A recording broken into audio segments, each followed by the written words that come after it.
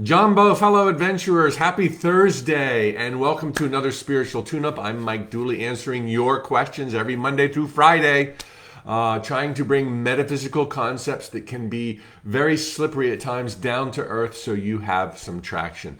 Thanks for the great questions you post on Facebook and Instagram every single day. Today's question is one that we can all relate to, I'm quite sure. How to read other people's silence.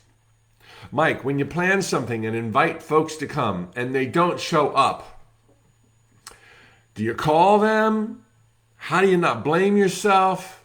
How do I take the hurt away from myself and move it to them where I believe the communication error belongs?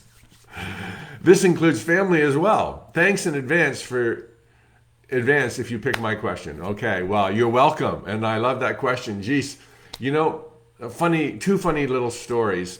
I have a daughter. She has parties, a birthday party every year. We learned long ago, however many people we want to attend, invite at least twice as many. Because folks have stuff to do and don't interpret their absence. It's just they're busy. They got stuff to do. So here at our house, if we have a party, we have to double our invite list to get half in attendance. The other story, as an earlier terrified speaker, now I have given countless talks on countless stages before hundreds of thousands of people, audiences averaging 100, sometimes 3,000, sometimes smaller.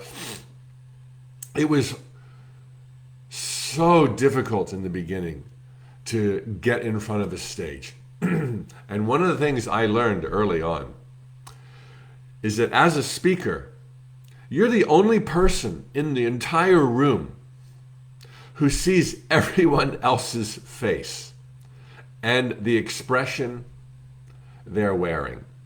Nobody else does. And people in a crowd feel invisible.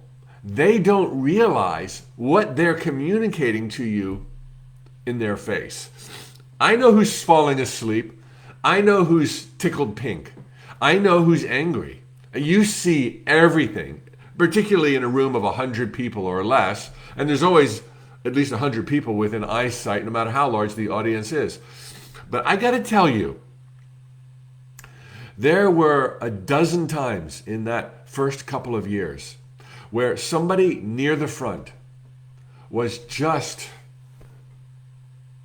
scowling at me. I was sure they were the most unhappy person in the world, and I felt like I was the cause of it. But in these dozen instances, when I was done speaking, and those who wanted to came to the stage to say thank you, or I'm glad I heard that, or whatever, those grouchy souls were among the first in line.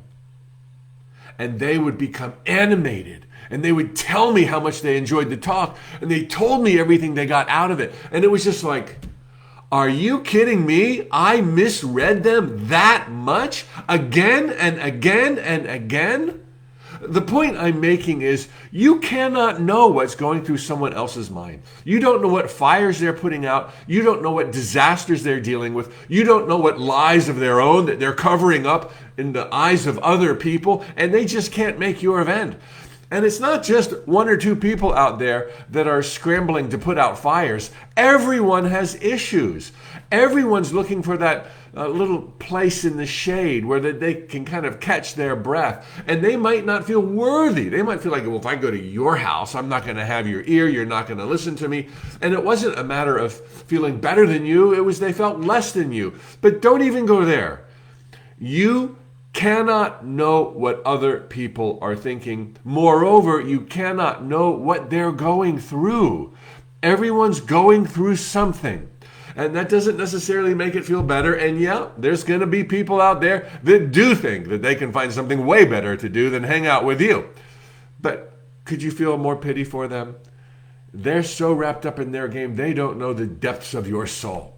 and nor should you expect them to know the depths of your soul. Know who your friends are through your ongoing interactions at work, at play. You know who gets you, and they know that you get them, and when it's appropriate and when the time works out for all of your schedules, not that they don't have issues too, you're going to get together and have a good time.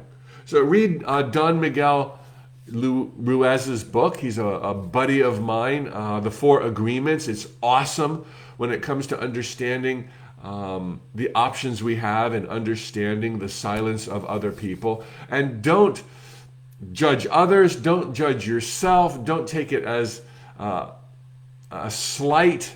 They're doing the best they can to stay afloat, just as perhaps you are. You don't need to call them up. You don't need to ask them why they didn't show up. Just let it be. Next time, invite twice as many people, or come up with 3 times as many people, or your own solution will do just as well. All right, pretty easy one today. Thanks so much for the great questions.